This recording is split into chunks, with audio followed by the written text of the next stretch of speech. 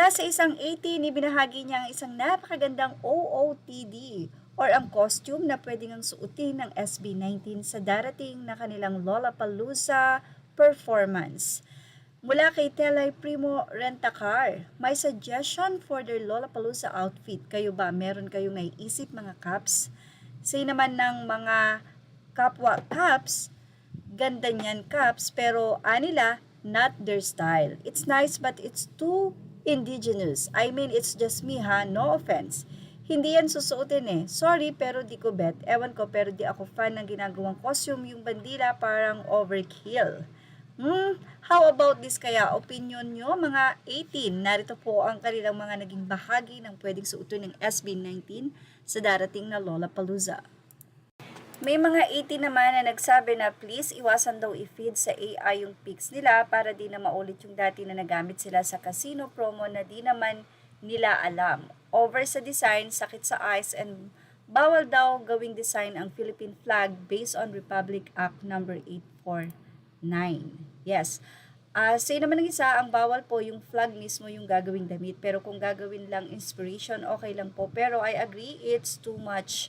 And hindi naman siya nagmumukhang flag, okay naman yan.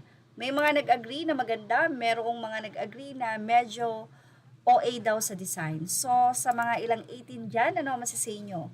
Bagay ba sa SB19 at maganda bang suotin nila ito? Even though it's not their style?